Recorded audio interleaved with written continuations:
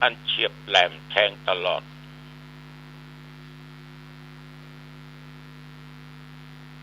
อยู่ด้วยในการที่ปฏิบัติไปตามมรรค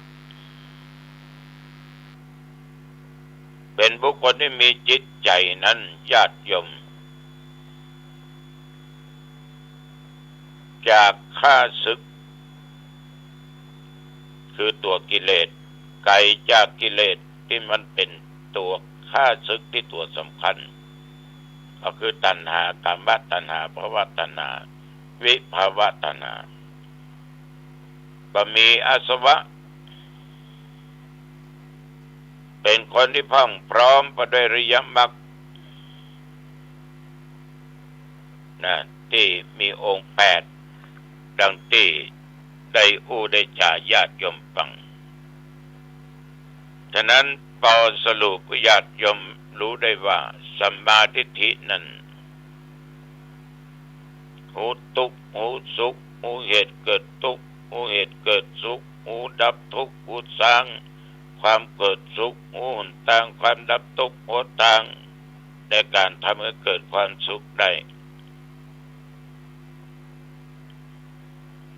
สัมมาทิฏฐิยังเป็นอีก2ประการ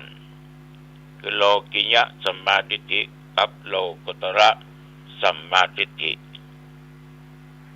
อันนี้ก็ฝากให้กับญาติกับโยมเนอะ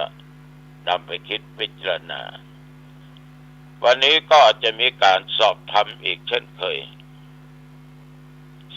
สอบวิชาพุทธประวัติ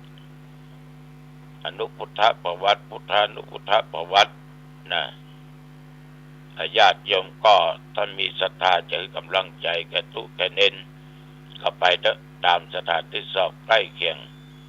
ใกล้บ้านของโยม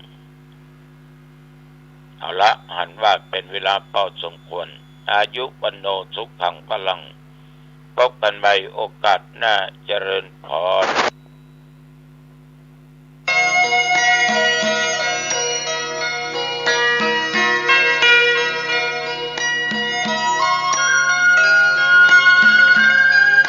ข่าวสารเพื่อการประชาสัมพันธ์ขอเชิญชวนผู้ใจบุญใจกุศล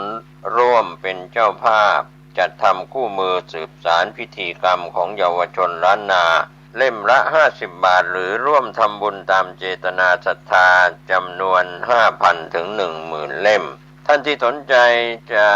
เป็นเจ้าภาพจะทำคู่มือสืบสาร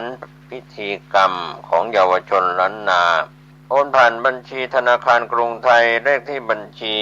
511171438ชื่อบัญชีพระครูภาวนาโสภิตติดต่อสอบถามและร่วมทำบุญได้ที่พระครูภาวนาโสภิตผส.ด็อกเตอร์เจ้าวาดวัดบ้านเหล่าพระเจ้าตาเขียว102หมู่2ตำบลบ้านเรือนอำเภอป่าซางจังหวัดลำพูน51120หมายเลขมือถือ096955